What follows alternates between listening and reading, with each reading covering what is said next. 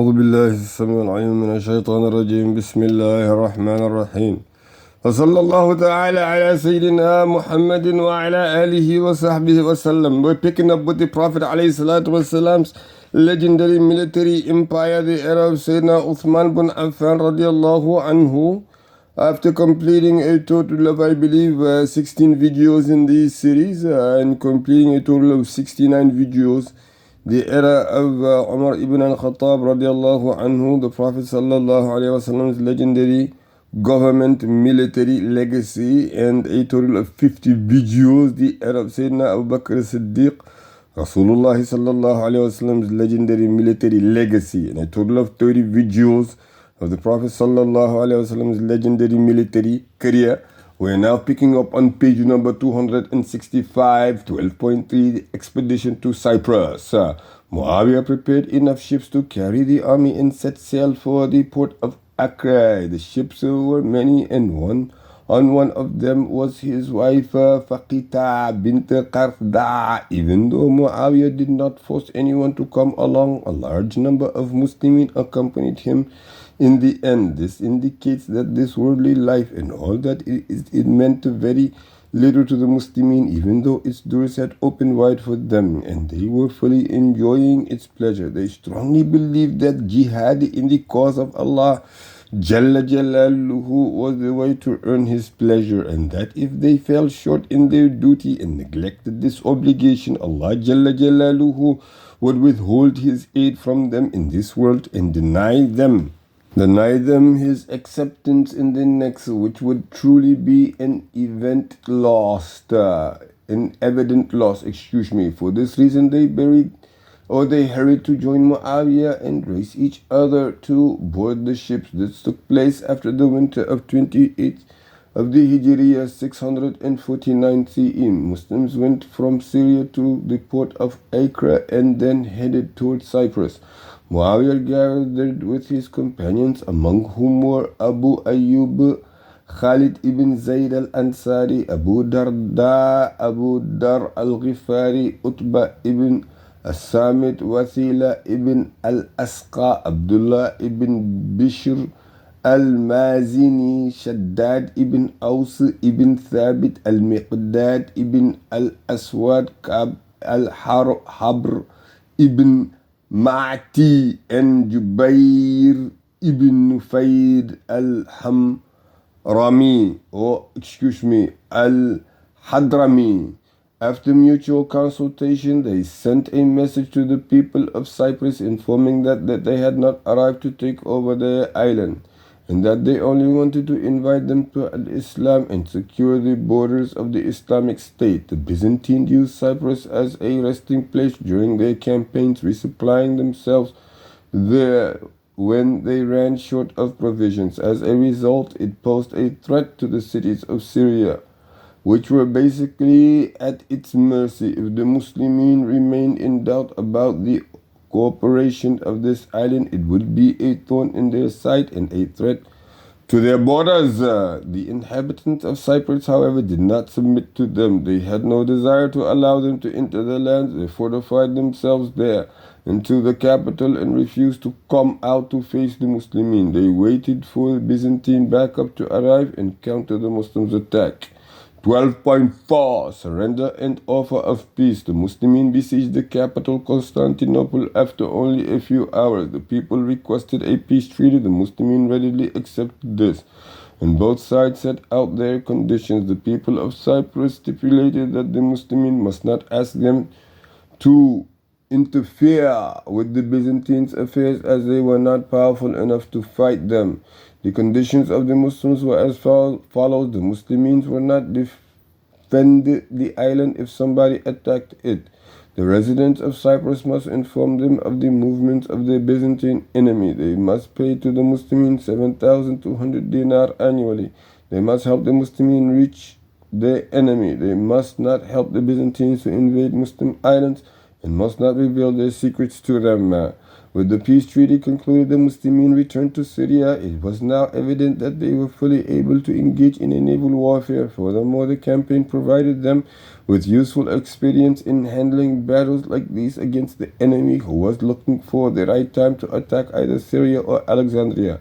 12.5 Cyprus breaks the treaty. In the 32nd year after the Hijriya, the residents of Cyprus relented under severe Byzantine pressure and were forced to give them ships, which they used to invade the Muslim lands. This meant that they had broken a condition of the treaty. When Muawiyah heard about this treachery, he decided to take control of the island and place it under Muslim rule. The Muslimin carried out a violent attack, killing and imprisoning people and looting property. This was done by the army of Muawiyah from one side and the army of Abdullah ibn Sa'd from another side. They killed many men, took multiple captives, and collected a large amount of spoils. Under the pressure of the Muslim forces, the ruler of Cyprus had no choice but to surrender to the conquerors and ask them to make peace with him. Thus Muawiyah agreed on the terms of their first treaty. Muawiyah was afraid to leave them without an army this time. Consequently, he sent them an army of 12,000 and moved a group of men there. He had a mosque constructed on the island and he fixed a salary for the soldiers. This situation remained like this and the island became peaceful. The Muslims were saved from any surprise attack of the Byzantines. It had become clear that the people of Cyprus had no military power and were always subdued by anyone who invaded their islands or their land. The Muslims figured that the Byzantines would once try to subjugate the people and use them for their benefit. Therefore, they saw it as their duty to protect the people of Cyprus from the Byzantine oppression and prevent them from being overpowered by them. Conquest of the Egyptian frontier. 13.1 Confronting the rebels in Alexandria. The loss of Alexandria weighed very heavily on the Byzantines and they kept looking for opportunities to reconquer it. They traveled there and incited the resident Byzantines to rebel against the Muslimin. They believed that the loss of Alexandria meant that they could never settle down in their lands. The Byzantine incitement worked well on the residents of Alexandria, who answered the call and wrote to Constantine, the son of Heraclius, informing him of the small number of the Muslims in the city and how the Byzantines of Alexandria live in humiliation. Uthman had dismissed Amr ibn al-As from his post in Egypt and had appointed Abdullah ibn Sa'd ibn Abi Sar as the new governor. At that time, the eunuch commander of the Byzantine forces, Manuel, arrived in Egypt, intending to reclaim the land from the Muslims. He had with him a huge army of 300 ships, packed with all the weapons and equipments that these troops could ever need. When the people of Egypt found out that the Byzantine forces had arrived in Alexandria, they wrote to Uthman. They beseeched him to reinstate Amr ibn al-As to his previous position so he could confront the invaders, for he knew better how to fight them. And Amr ibn al-As had their respect. Consequently, the Caliph reinstated Amr ibn al-As as the ruler of Egypt. After robbing and laying waste to Alexandria, Manuel and his army wreaked havoc in the surrounding villages. Amr ibn al-As did not stop them because he wanted the Egyptians to witness the great difference between the Muslim and the Byzantine rulers. He also wanted to fill their hearts with hatred and rancor for the Byzantines, leaving no room whatsoever for love or compassion. Manuel left Alexandria with his army and headed towards Lower Egypt again. Neither Amr nor anyone else set out to stop him. Some of Amr's companions were unsure about this policy, but Amr remained firm upon his opinion and deemed it best to let them march towards him. He had no doubt that they would rob the Egyptians and commit other atrocities that would make the Egyptians hate them. Amr's assumption was right. The Byzantines got carried away in their corruption, robbing and looting, which in turn caused an outcry among the Egyptians. They began looking for someone to help them get rid of this mischievous army. Hence, when the Muslimin finally set out to confront the Byzantines, the Egyptians actually helped them. This was what Amr had meant when he had said, "Let them march towards me, for they will afflict what they pass upon, they will humiliate each other." When Manuel reached Niqyus, Amr got ready to face him. He prepared his troops and set out towards this vicious enemy. The two armies met at the fortress of Nuqyus by the shore of the Nile and clashed in a fierce battle. Both parties remained firm, which increased the intensity even more. Amr, the commander, let himself loose on the enemy lines and dashed with his horse in their midst, brandishing his sword, cutting the hands of men and the necks of heroes. When his horse was hit by an arrow, he continued on foot and joined the rows of the foot soldiers. Upon seeing this, the Muslimin threw themselves into the battle and fought bravely without fearing the clashing swords. In the face of such an attack, the Byzantine determination weakened and their force declined until they were forced to flee from the battlefield. They fled to Alexandria in the hopes of finding protection within its fortresses and escaping behind its walls. Upon seeing the flight of Byzantines, the Egyptians began rebuilding the roads that the enemy had ruined. Upon seeing the flight of the Byzantines, the Egyptians began rebuilding the roads that the enemy had ruined. They also repaired the destroyed bridges. They were clearly delighted by the victory of the Muslimin because the enemy had robbed them and committed various atrocities. They also replenished their weapons and supplies. When Amr reached Alexandria, he erected the catapults and began shooting at the walls of the fortress until they became very weak. He kept on striking until the enemy weakened. Finally, the walls crumbled and the city was thrown open. The Muslimin marched in, killing the Byzantine fighters with their swords and capturing their women and children. Those who survived fled to the ships on which they could escape and return to their land. Among the slain was Manuel. The Muslims only stopped killing the capturing when Amr ordered them to do so. This was when they had reached the city center and there was no more resistance. Next, Amr ordered that a mosque be built where the fighting had stopped. He named it the Mosque of Mercy. The venerable capital became stable once again, and peace and tranquility returned to the hearts of the Egyptians. Those who had fled from the terrifying onslaught of the Byzantines returned home. Among them was Benjamin, the general of the Copts. He asked Amr not to treat the Copts badly since they had not broken their treaty or neglected their duties. He also asked him to refrain from making peace with the Byzantines and to bury him in the church of Yohannas when he died.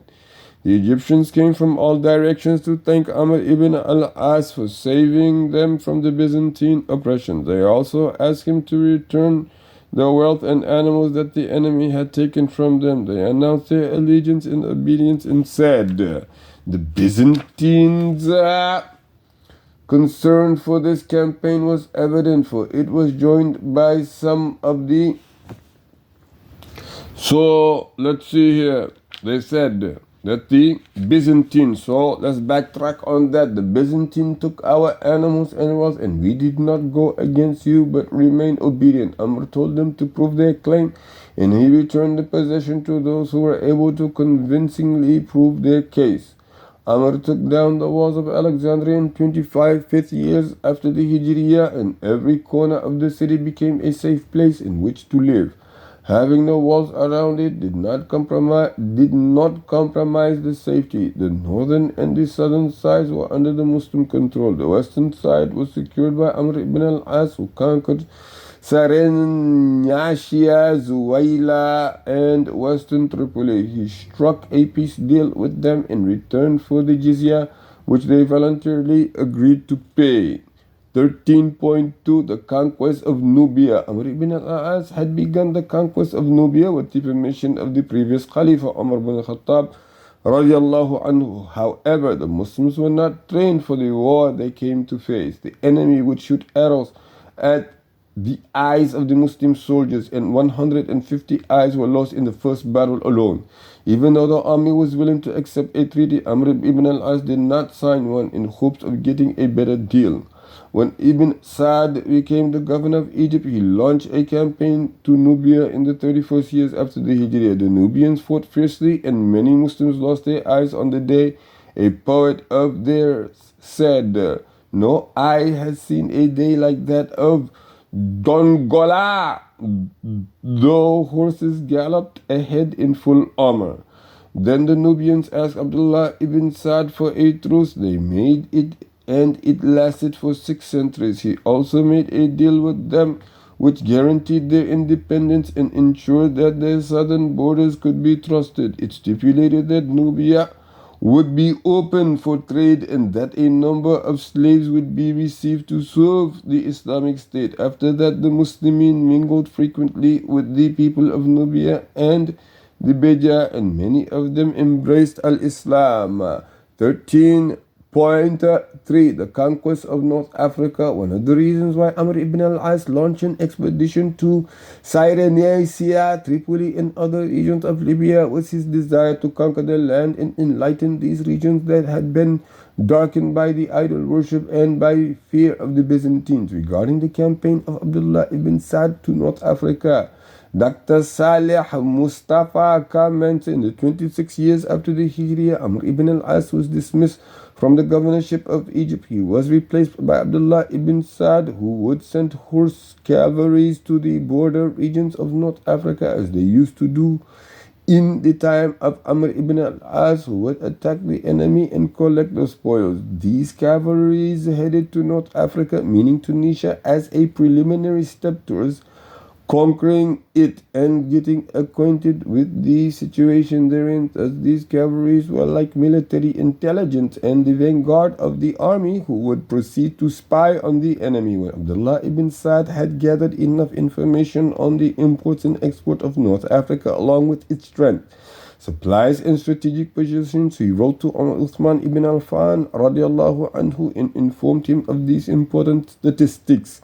He sought permission to conquer the land, and permission was granted to him. Dr. Saleh Mustafa explains, when Abdullah ibn Sa'd sought Uthman radiallahu anhu's permission to conquer North Africa, Uthman assembled the companions and sought their counsel. A majority declared that it should be done. However, Abul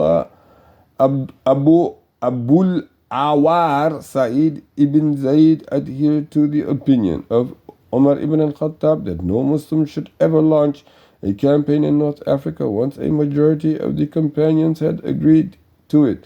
Uthman called for jihad. Medina, the capital of the Islamic Khalifa, prepared to recruit and equip volunteers and send them to Egypt, from whence they would campaign to North Africa under the leadership of Abdullah ibn Sa'd. People's concern for this campaign was evident, for it was joined by some of the senior companions, the best of the Prophet ﷺ's household, and the most virtuous of the Muhajirin and the Ansar. People like Al-Hasan, Al-Hussein, Ibn Al-Abbas, and Ibn Ja'far, among others, signed up. 600 men came from the tribe of Mihra alone, 700 from Ghunth, and same amount from Maidan. Once it was dark and everything was ready,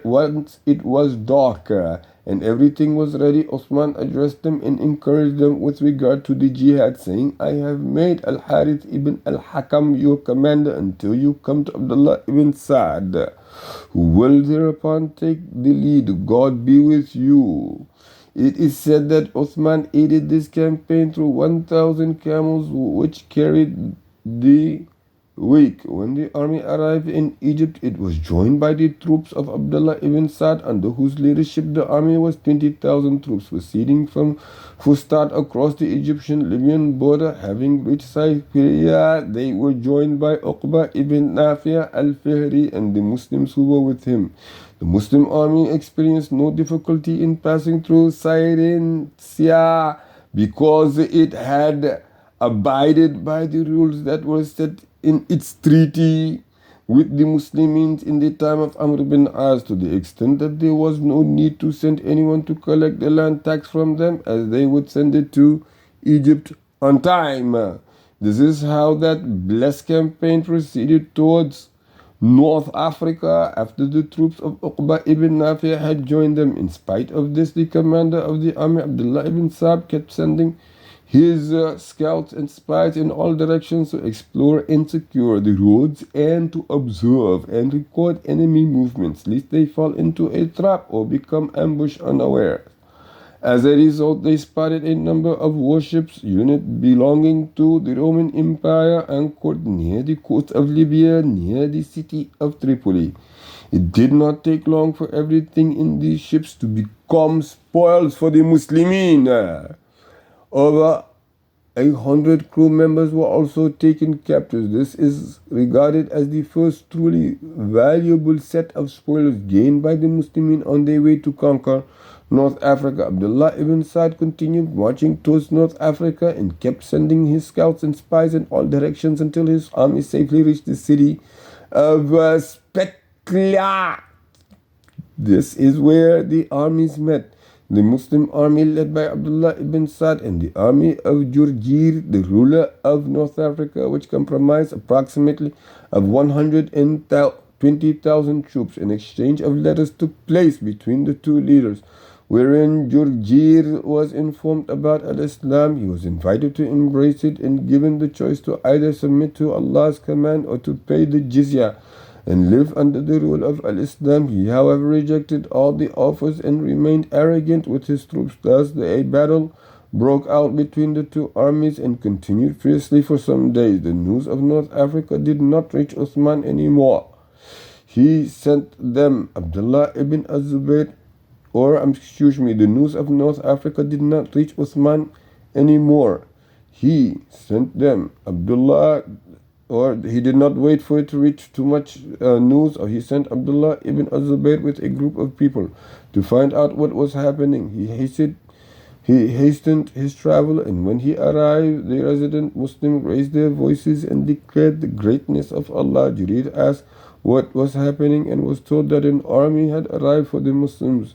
This unnerved him greatly. Abdullah ibn Zubayr and Abdullah ibn Sa'd formulated a strategy. The next day, Abdullah ibn Zubayr stationed all the brave Muslim fighters in their tents with their horses saddled and ready. The rest went and fought the Byzantines fiercely until midday.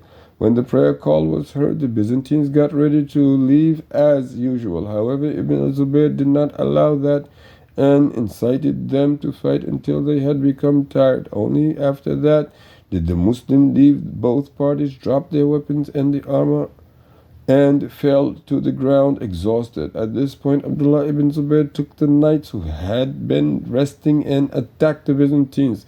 They had no idea what was happening until the Muslims were already in their midst, attacking them as a united body and declaring the greatness of Allah Jalla Jalaluhu. The Byzantines had no chance to put on their armor before the Muslims had ambushed them.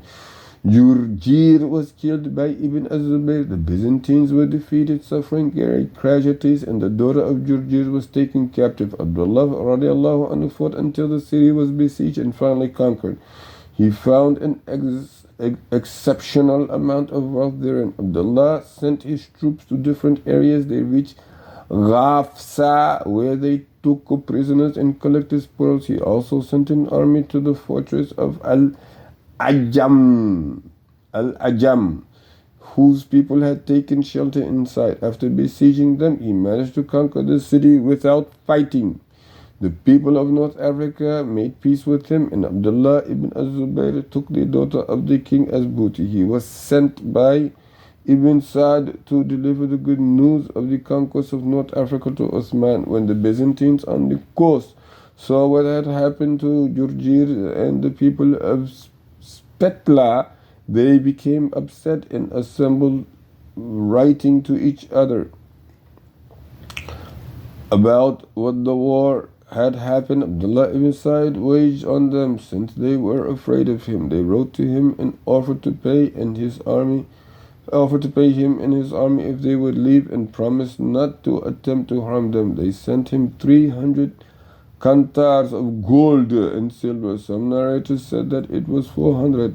This was the jizya which would be paid every year if he left them alone and departed from their land. He accepted the offer and took the money. It was also stipulated that whatever spoils Muslims had gained before the treaty was theirs to keep, but what was taken after it would be given back. After spending 1 year and 3 months in North Africa, or 1 year and 1 month, according to another narration, Abdullah returned to Egypt. When Abdullah ibn Abi Asar arrived at Tripoli, the ships came to him. He and his army set sail and arrived safely in Egypt. Then he sent 1/5 of the spoils and other wealth gained from the battle to Uthman bin Affan. It is likely that the ships that came to him in Tripoli were the ones captured by the Muslims in Syria and Alexandria, as mentioned by Archibald. It was not difficult for the Arabs to possess warships, either ready ones or easily buildable, as they had taken over the Byzantine dockyards in Alexandria and Syria. Some narrations relate that Abdullah ibn Sa'd returned from Egypt in North Africa because his people had broken the treaty, and 33 years after the Hijriya, he defeated them and established a base for the Islamic system there. He also commanded his people to either embrace Islam or pay the jizya. Inshallah, we will stop here on page number 277. We're getting quite deep into the affairs of the conquest, and I think there are 1 or 2 sections after that before we get to the final days of Sayyidina Uthman bin Affan, inshallah. Subhanak Allahumma bihamdika wa tabaraka asmu rabbika wa ta'ala jadduk wa la ilaha ghayruk wa la hawla wa la quwwata illa billahi al-aliyyil azim.